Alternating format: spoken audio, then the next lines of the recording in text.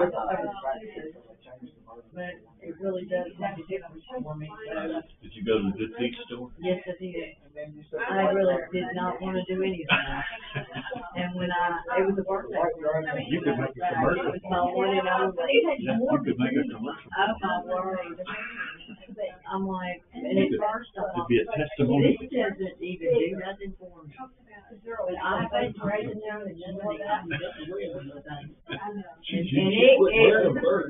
And then it's like, I gotta go get my shoes.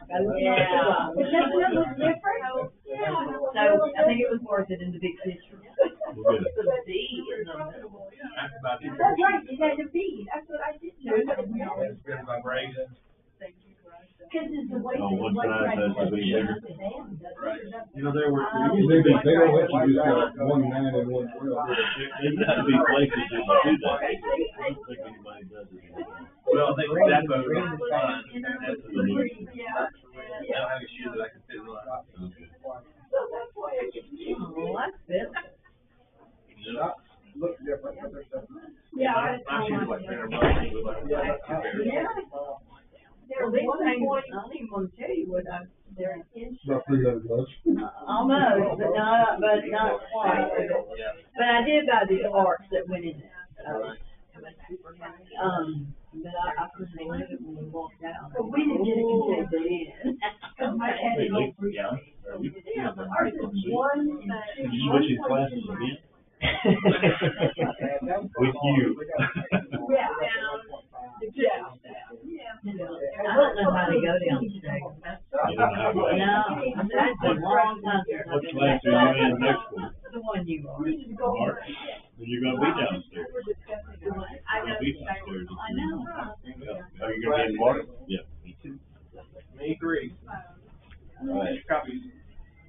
Yeah, get your I copy. already got my book. Yeah, we got my book, because the place flooded. Yeah, be ready, the teacher's mean.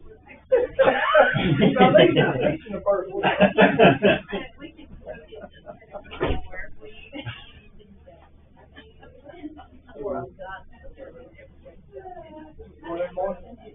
We're in what numbers, I think, it's in our formal water.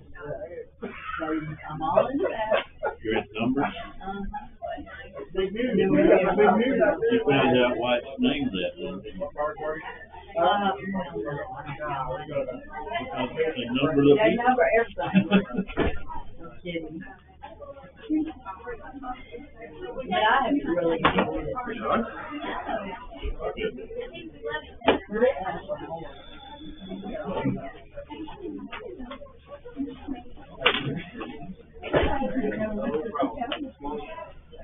Sit down right here. Don't worry. What's that? How was it? How about this dog? I know, right? Weird. We're in place. Now they're. It'll be a tough place.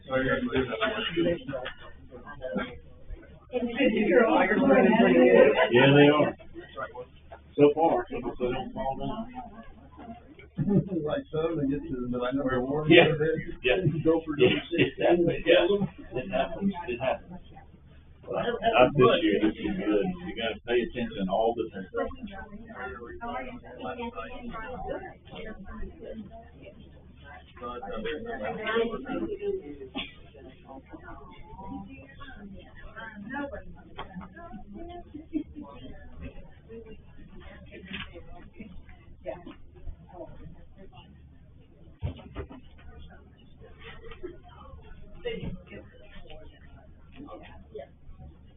Dan, would you lead us in prayer here in a minute?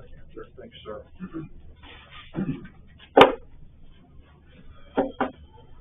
Everybody got quiet all of a sudden. No, it's time. No, it's time. Is it time? I guess it is. You're the teacher. I'll see Kelly. She wanted a video. I don't have a video tonight. That's what you get for going out of town. You missed one of my better classes. Yeah, there you go. You've raised Maybe. expectations. They could have gone online. Yeah. I don't know if you did. I don't know if I sent them the link. I did not have access. Yeah, access. And I guess out in the woods, you probably didn't. Be quiet, Kathy. All right, well, I guess we'll begin. Dan, if you don't mind leading us in prayer, we'll get started. Let's pray. Holy God, Father in heaven, Father, we thank you for this opportunity we have to come together here as a group and to study another portion of your word. We ask, Father, that you would be with John and be with all the teachers that are conducting and leading our study. We pray, Father, that we all take your word, apply it to our own lives, and see if we can become better tomorrow than we were today. We ask that you would help us to draw closer to you. And we ask that you'd be with all of us and forgive us, Father, where we fail. In Christ's most holy name. Amen. All right, first, I want to thank you all for participating in this class. I think it's been a pretty good quarter. The material probably was a little bit of a stretch to kind of fit a Sunday and Wednesday class. You know, we probably could have done it in like a half a quarter, I guess. But, you know, hopefully we got enough additional material in there that kind of made it interesting. I appreciate all of your all's comments to help me out. This is not my thing. I don't have all the eyewitness experience that John does. So, Nehemiah's lie. Anyway, so thank you all. If you haven't been here all quarter, we're going to kind of anyway, so we don't get quite to Esther, then that's all fine with me. But before that, do I have any questions, anything that you all would like to try to cover tonight as a reminder? I thought about doing a test, but Dennis isn't here to take the test because he likes to give out tests. All right, well, we'll just ask questions. You can self-assess what you remember. Who was Ezra? Easy question off the bat. Who was Ezra? Scribe? Okay. That's like answering Jesus in 56th grade. A little bit more. You've been in those, you know what I mean by that, right? If you ever teach a kids class, their answer is always Jesus. That gets them off. That's going to make a question where that can always be answered. Yeah, maybe. Yeah. All right, what else? What else was besides the scribe? Who else was he? What else was he? What is he? Levite, yeah. That's important. So if he's a Levite, did he have another little job besides being a scribe? Or did he have priest? Right. He's a priest and scribe. Luke, would you hit the power button on that? It's hard to find. It's on the front. His main focus it's in silver. In teaching the law, where other people had other primary responsibilities. His primary responsibility was to teach the law.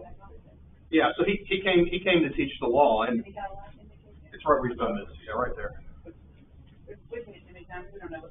Okay. Wait 10 seconds to try it again, maybe. So his main job was teach the law, and I always found it interesting that you go study the book of Ezra, and you really don't talk about it until about halfway through the book. He shows up later, right? All right.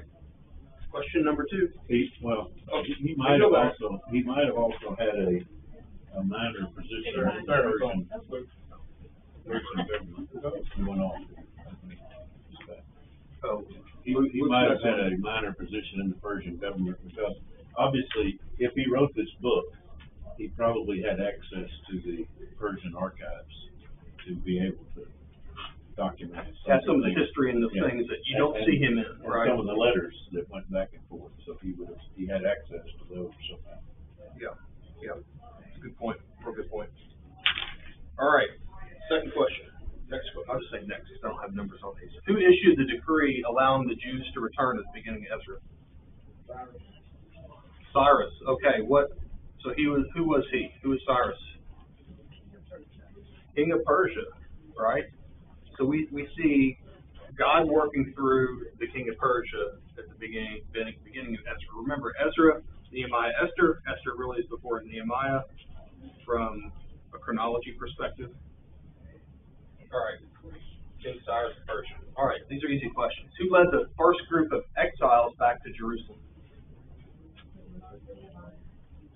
We got Nehemiah and Zerubbabel. No, not Nehemiah. Not Nehemiah. Zerubbabel and Jeshua.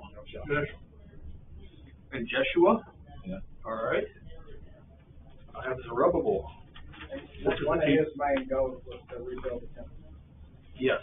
So he had a different purpose than Ezra, which came later. Rebuild the temple, then teach the law. All right. I think it's important to have the place to go. I guess you could go teach first and then build it, but yeah. All right. What opposition did the Jews face while rebuilding the temple that Joe's talking about over here?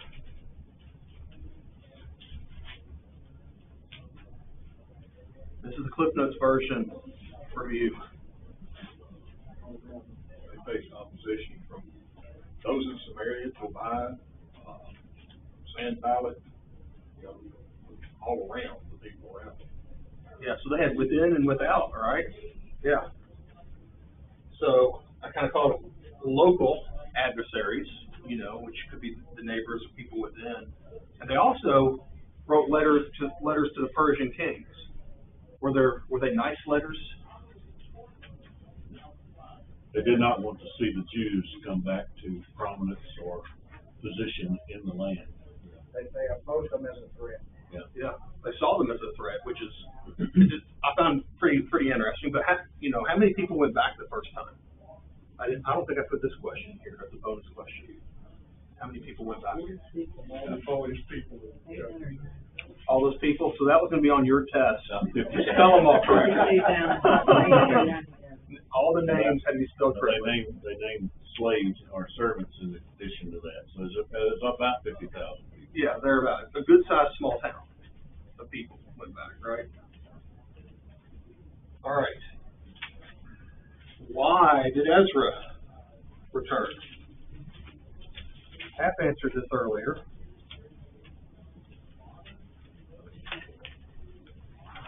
They weren't following the law. He heard they weren't following the law, and he wanted to fix that. Yeah, it bothered him, right? It really bothered him. So I put in here to restore spiritual purity. So not only was he to teach it, but he was actually to help them make it happen, right? So you can teach all you want, but you got to help people kind of get across the bridge on some things. And to practice it. And practice it, yeah, to make it happen. Put it into practice and implement. Okay. What did Ezra do when he learned about intermarriage with the pagan nations? Remember, he found all kinds of people were marrying the neighbors, just kind of like the good old days of Israel, right? They were marrying the neighbors, and that's not what God wanted. So, what was Ezra's response? He threw a fit. He threw a fit. Yeah, it's a form of a fit, I guess he threw. What else did he do, though, besides throwing a fit? He had to put those wives away. Yeah, he had to deal with it. They had the whole situation, or what should we do, and they had to come up with their own solution with them, right? Putting them away. And that had to be a difficult thing, because there were children also, right? There were children involved. He prayed, though, to get that answer. Yeah, so Ezra, we find, was a man of prayer.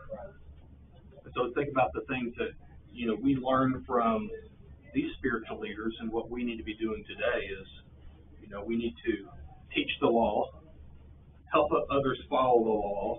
We need to be people of prayer. All right, what else of Ezra's life should we imitate today?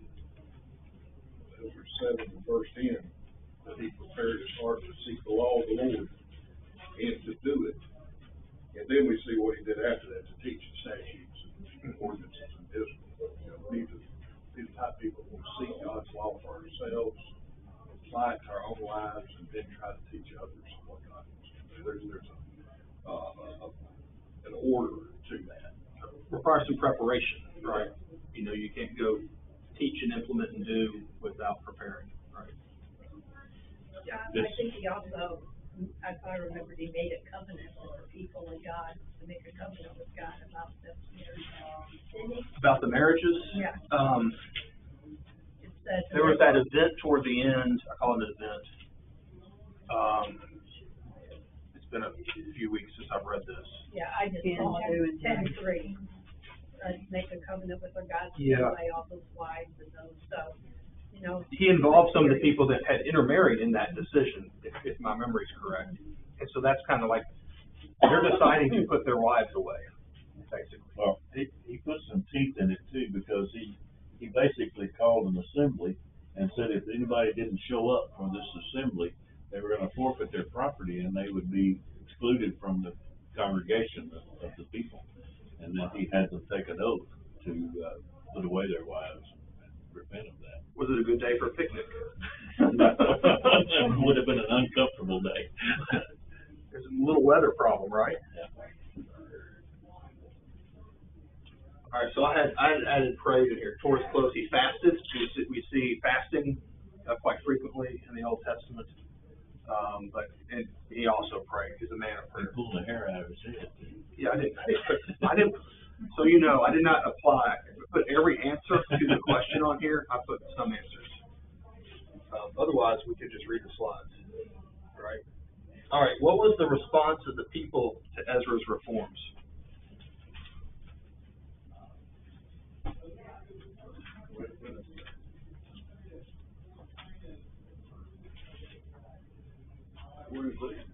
They were in agreement. Okay. What else?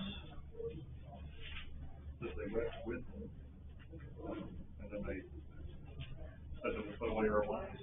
Okay. So, Okay. I'm looking for one other word.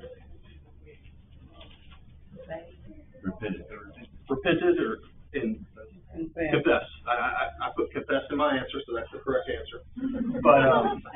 But that's another thing to think about as we talked about this in the class. Like if we find ourselves in a situation, maybe it's this situation or maybe a similar simple situation, what should our response be? It's confession, repentance, you know, putting aside whatever sin that is, and moving on quickly, right? You don't linger around, think about it, debate about it, you know, you do it regardless of what the weather is. Well, they did say they do want it's raining so hard. Let us handle it this way. Yeah, they did, but it was, they didn't wait too long. They were practical about it. Yeah. All right. How did Ezra show his trust in God during his journey?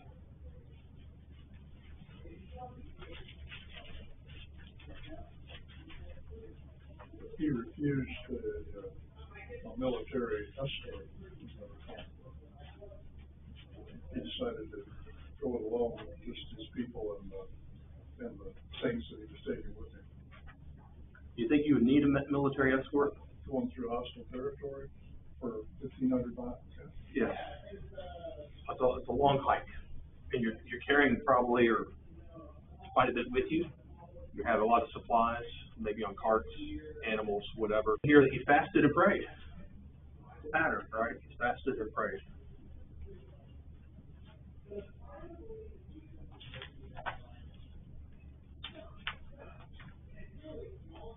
All right. Next question. Who helped complete the temple rebuilding during the first return?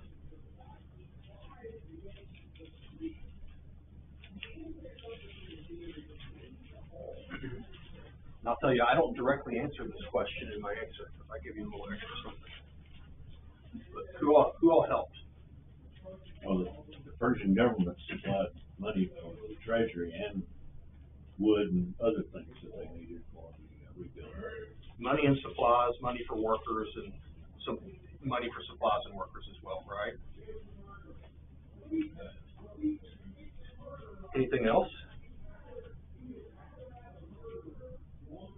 The people themselves chipped in.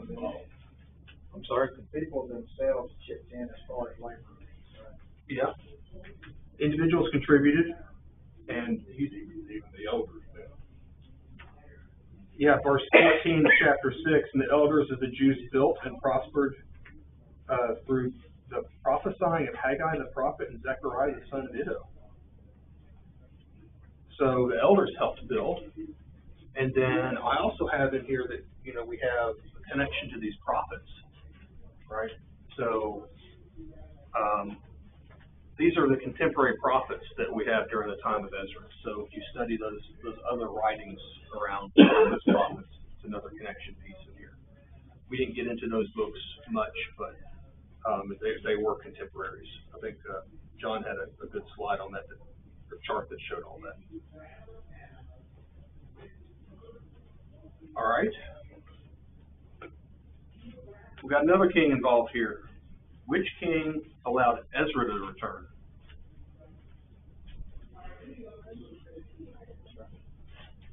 Artaxerxes. Right, Artaxerxes. That's the second Persian king involved thus far, right? Because we kind of walk back through this. And then we get to, is he one of your favorite people in the Old Testament? Nehemiah, yeah, I like Nehemiah. I thought you may. So I should have, well, why did John like Nehemiah question, which we can answer that right now. But first, yeah, like why would John Sly like Nehemiah? I mean, those of you all that know John Sly. Organized. Kind of like a little engineer, right? Like a little engineer's got his little soldiers lined up, right? Got a sword maybe. All right. So who was this guy Nehemiah? The man of action, when he saw there was something that needed to be done, he got it done. He didn't really mess around, right? He was biased to action, is what you might say today. He had a bias to action, quick to do some things. He had direct access to the Persian king because he was the cupbearer. The cupbearer, right? That's an important job. Very responsible position. Yep. So he is at the king's literal right hand. And he's a foreigner, which, again, I think says something about the Persian government, that they included people from their conquered lands in their administration. Yeah, they were very inclusive, and I think there's an aspect of providence in here as well. I don't know that how much of that we can say is just the Persians were inclusive of people of different backgrounds, the conquered nations, that they brought the conquered nations in, or is God working through these kings? Yes. I think yes. I think the answer is yes. Yes to both. So, okay, what did Nehemiah do? What were some of the things that he did? Of course, the wall. The wall. We talked about the wall and the different pieces and parts. That was going to be the test. Spell all those people right.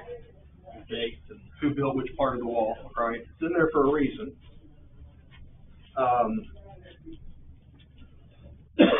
He also led the people back. So he kind of led the next wave of returnees. So a little while ago we reminded ourselves of Ezra that might have had about 50,000 people, or Zerubbabel that had about 50,000 people. Ezra had about Ezra a couple of thousand. Yeah, 5,000. And Nehemiah just had a handful, right? He just. I don't think we have a record of how many came back. We don't, but I think it was. We guess it was hundreds, not thousands. Yeah. It was a smaller group. A couple busfuls. Maybe. All right. Yeah, built it rather quickly as well, for as long as it remained unbuilt. When he got going, Let me see if I have a question on that one. We have a question on that one coming up. We will ask that one. Good thinking ahead, Joe. He too had a lot of opposition from the people that lived around the Jews to the rebuilding of the wall, because that would have represented the reestablishment of Jerusalem as a city, a proper city. Yep. So everybody had problems with the neighbors. It was a good way to remember that. Nehemiah was kind of John Wayne. He was a tough guy. You couldn't scare him into hiding in the temple. Yes. Those folks started camping outside the walls on Saturday. And he said, hey, don't come back here, I'm gonna put my hands on you. Yeah. Yeah, he kind of warned them. They knew. Yeah, they knew that he was prepared. They saw that he was prepared. The people were prepared. All right. Hold on. Yeah. How did Nehemiah first respond to the news of Jerusalem's ruins? He heard about the ruins, and he's hanging out as cupbearer of the king, and Wept and mourned. and prayed. Yep. I believe he also fasted. So again, we see some emotion out of all these leaders when God's law is not followed. And I thought about that here as I thought about what kind of goes on around us, in the world. Like, do we have the emotion that we need to have for those that are not following God's law? I think we do, but I think we go to other humans instead of maybe fasting and praying to God. I think there's that too, but I think as modern Americans, we may not exhibit the emotion other cultures do potentially in some things, and I think that's just are we upset the way we need to be when God's law is not followed? Just a thought item. I think we should be upset. So how do we handle that? So I have, he wept, fasted, and prayed. Another pattern here: prayer, prayer, prayer. Nehemiah. All right, Joe. Question for Joe: how long did it take to rebuild the walls? 52 days on the dot, right? 52 days. There we go. That's pretty fast. You ever gotten any projects done around the house in 52 days? Hopefully. Hopefully. He did have a lot of help. He had a lot of help. But he was a good leader, so that contributed to the help. Delegation. But having a lot of help doesn't always mean fast unless they're organized help. I mean, you could have them running every which way you can think of them. So, yes, he had them help, but he was a good manager organizing their efforts to get it done. So it wasn't like building that barn out at Luke's years ago, is what I'm saying. That wasn't too organized for those of us that were there. It was a little crooked. It lasted about 52 days. Before the wind came. It ripped off some of the metal. Yeah. All right. Who opposed Nehemiah's rebuilding efforts? I think, Lee, you might have mentioned some of our suspects earlier. Who are some of these guys that keep popping up? Sanballat? Tobiah? Geshem. Yes, exactly. So what were some of the things that they did? What were these troublemakers' tricks? They're a little bit of a peanut gallery, right? Yeah. They're all talk. Tattled on them. Liars. Snitches and liars. Yeah. What else? Ridiculed. Puff their chest up. Ridiculed them. Yeah. Yeah, they were just good old regular encouragers of the work, right? So, yeah, they had, it seemed like that was their full-time job. You kind of wonder, like, did these guys have anything else to do? It seemed like a lot to me. All right. What was Nehemiah's response to all the threats that he was getting? Kept on working on the wall. Kept on working on the wall. Keep going and defend yourself what you do. Defend yourself, okay. Work and be ready for a defense. What else did he do? He was a man of prayer. He prayed. He prayed about it. So I think that's trying to pick out some themes here that we can maybe at least remember one or two things from the class. He also didn't make other people do his dirty work as it was. He dug in with them, and then he was the leader when the threat came. He dealt with it. Yeah. Too, which is Somewhat of a servant leader in a way, right? He just did what needed to be done. I think verse 14 says, do not be afraid of them. Remember the Lord, great and awesome, and fight for your brethren, your sons, your daughters, your wives, and your house. I mean, he didn't just tell them to do it. It made sense with him. That was his halftime speech. All right. Go fight for your family and all that other stuff. Win it for the team. Yep. All right. Who read the law to the people? Ezra. You know, Ezra, he was a scribe. All right. Okay. We knew Ezra was there to teach the law, but Nehemiah, who was the little engineer, comes along and he saw merchants working on the Sabbath. So what did he do about it?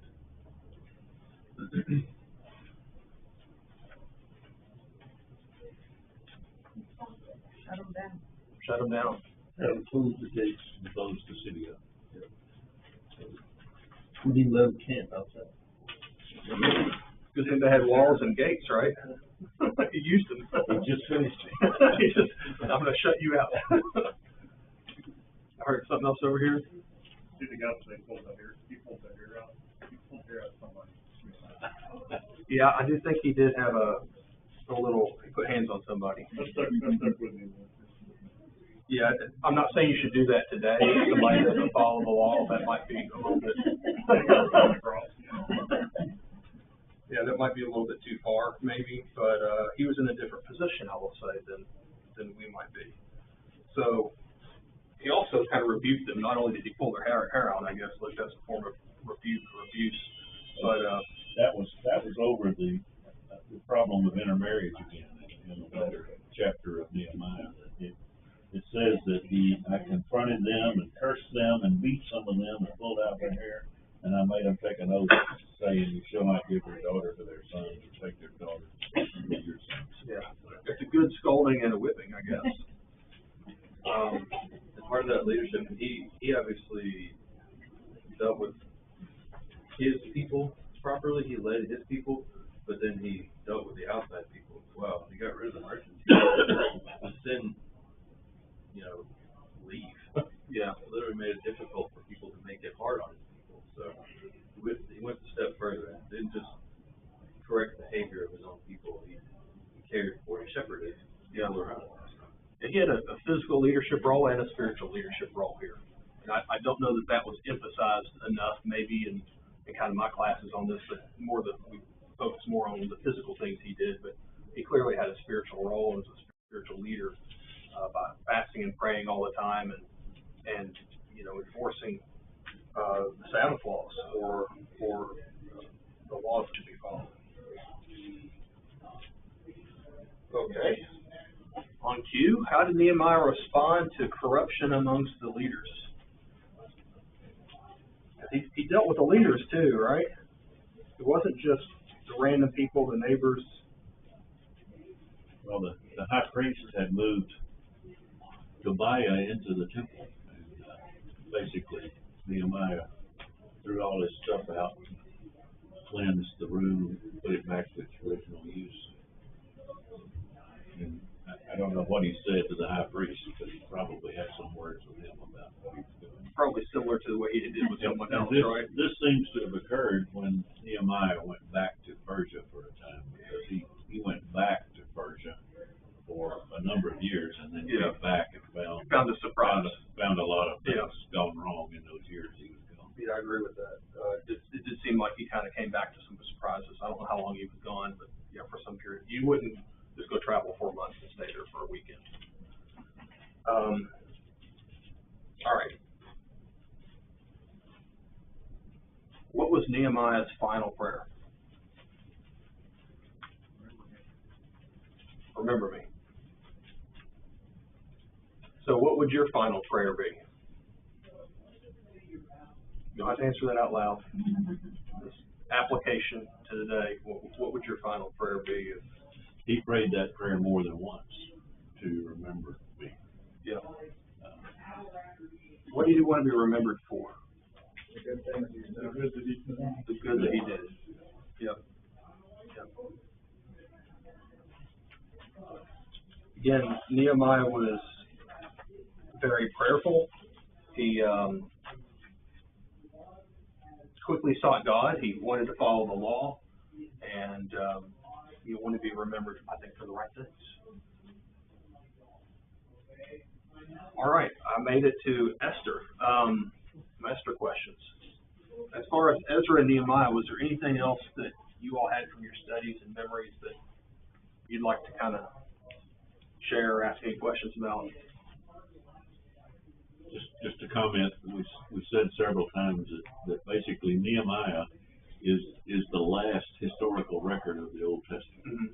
So that the Old Testament history closes at the end of Nehemiah. And then you have about 400 years to prophecy closes at the end of Malachi. So yeah, because after that is that so-called period of silence before we get to the New Testament. So the next big thing in God's plan is the bringing of the Messiah. It's interesting to think about after reading through Esther and then coming back that the time of the destruction of the Jews that Haman had planned, that would have happened before Nehemiah. Mm-hmm. And so, like, just kind of think of that in the context of all of what happened during the time period. Yeah. Would have been no Ezra or Nehemiah had that come about. Yeah. Yeah, we talked a little bit about that God's providence works through that. And whether, God saved him at that moment with Esther and Mordecai or not, in a different way, God would save him. So I think there's an element of faith and trust that comes out in that story in God that maybe we didn't call out enough, but faith and trust in God's promises, and that he's going to see them through. That's the pattern we see. God's going to provide. We've got to have faith and trust in him that he's going to do that. We have lots of promises today that we can't see the resolution of today, but we've got to have faith and stamina to see it through. Right. Anything else? Ezra, Nehemiah? I think something about them getting it done in 52 days was it took a leader to pull together. So we are all individually responsible, but we do need good leaders. Yeah, somebody's got to step up and get it organized, and it's not easy. You see, it's not easy on the leaders. All right, so you got to support those that lead. So I'll use it here for our congregation. We've got to support our elders. They've got a job that's hard. They've got to. Lee and I were just in there talking with them a little while ago. It was kind of our quarterly meeting. They got a hard job. They deal with some challenging things. They're hard decisions to make. It'd be easy if it weren't for the people. Yes. Nehemiah's job would have been easy if all he had to deal with was the wall. But it's also the people. But he had to deal from the Israelite within and without. south. Exactly. It's a comparable challenge. So I see some of what they go through, and I encourage us to support them. That's a challenge. But just to kind of put it in perspective, at least for me, think of how long the wall was down, right? Maybe 150 years or something, and it only took 52. Yeah. Not only was the wall down that long, how long were they in captivity before they got around to coming back and doing something about it, right? Or never mind that they went to captivity, but that's a long period of time. Generations have occurred. So. Well, they were even back in Jerusalem for quite a long period of time before they even started rebuilding the wall. Yeah, so you're back living amongst the road, or you're living out in the surrounding areas and not in town because it's almost uninhabitable. Yeah. Kind of like if your house burned down, but you still had a tent. You would live out in the tent. You wouldn't go pitch your tent right where the burnt house was. You would be out in the yard somewhere. If it came to that. All right, Ezra and Nehemiah. Anything else? Because we'll go back through Esther here. I find it interesting talking about the chronological order of this, that as Esther rose to power and obviously Mordecai did too, along with Esther, and then we find Nehemiah also in service of the king just a few years later. Obviously different rule and things, but I wonder if there's any connection between having Jews serving in that kind of capacity. Well, What? Daniel, Curiosity. Daniel, of Right. course, was in In the Babylon. Babylonian court and then served under Cyrus also. So Yep. he was there at the beginning of Ezra. of the Persian reign. So Zerubbabel had King Cyrus, allowing them to go back. We just talked about Artaxerxes, and then Esther, it's actually Xerxes. So it's really Xerxes, then Artaxerxes, but it's backwards in the Bible, right? So if that's not confusing enough. Esther was Artaxerxes' stepmother. Yes, yes. We did kind of go through some of the family relationships, I think, while you were gone. It was a little bit, and there was a reason why, what was it? Why he came into power he wasn't the firstborn, but his mother, his mother was more queenly, had more, genetic lineage, I guess, to be her subject. Yes. His mom, I have written down his mom was the daughter of Cyrus. Yes. I had all that for one of the classes, and it's just slipped my brain. All right. Who were Esther, Mordecai, and Haman? These are our main characters of the book Esther.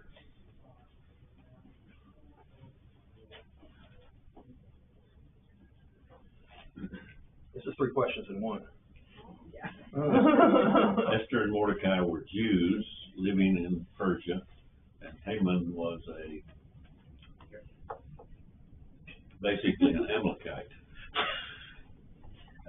living there, who attained the second most powerful in the kingdom. It's interesting too that if King Saul had done his job, there would have been no Haman. Because Haman was an Agagite, which means he was a descendant of King Agag of Amalek, and if Saul had destroyed them, there would be no Haman. Yeah, something I saw was kind of questioning whether he was a descendant of that Agag or a different Agag. But your point's valid. Very, very likely. But something I tripped over made me question whether it was that same Agag. Sometimes you have 2 people named John. It's not the same. Person, right? Yeah. All right. Not quite as common as John. So how are Mordecai and Esther related? Niece. Yes, niece. All right. A cousin, actually. I'm sorry, cousin. It was a cousin. I think there's some question about that. It depends on how you read what it says about them. Obviously, if they were cousins, then, the father had to be much older, to raise the younger, you have to have some age separation. Translation for cousin or nephew or whatever. It's questionable. Yeah. It's like Which is also interesting because when Esther became queen, she was initially afraid to appear before them. because you had to be summoned. And Vashti was bold enough to be, when she was summoned, wouldn't come. I'm not going to show up. Yeah. Yeah. All right. So how did Esther become queen? A long, slow process. How long did it take her to get ready? About a year to get ready to come out of the house. Man. Yeah. Well, you got to remember, this is before soap. We talked about that, right? This is before soap. Still a lot of pink spackle. Yeah, it took her a while to get ready to be presentable, It took all of them a while. Come on. I mean, a year. Did they all go through that treatment? Yeah, it was basically a beauty contest. Right. Yeah. He was waiting on a new trophy wife, right? I think she was still really pretty. Yeah, she won the trophy wife competition. All right. How many queens did he think he had? Yeah, I guess. What's that, what's the question? Multiple queens? Secular history would say that he had some other wives. All we know about is Vashti and Esther in this. But yeah, you know, the Greek history of what happened in Persia is kind of what's recorded. We kind of went through that on one class, and there was some, you know, some funny business going on, I guess. Why did Haman want to destroy the Jews? Mordecai would not bow down to him because he only served God. Yeah, so he had I think he had a little temper problem as well, a little pride problem, just a little bit, you know. So he was angered by that, like, okay, didn't bow down to me, I'm a little angry, I'm gonna go do something about that. And so we saw, obviously, King Ahasuerus had a little anger problem. He had a little short fuse and needed to go walk around the courtyard a couple times. See, this is one thing that sort of bothers me about Mordecai, because basically 3:3 says the king had so commanded that they were to show respect or bow down to Haman. But Mordecai doesn't do it because he doesn't have any respect for the man, but he also doesn't follow the king's command. Yeah, and I think that's also a fair argument that when you bow down to someone the king puts in place, there was some form of worshiping the king or the top people as if they were deities.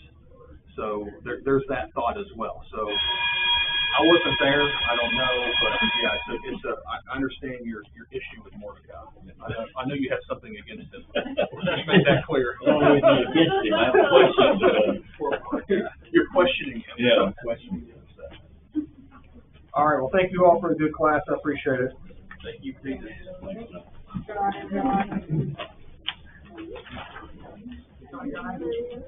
Luke, if you know that, Luke, if you found the power button. So great. It was so great. Magical down there. Magical. Did we have any questions? Sorry. We knew she'd be great.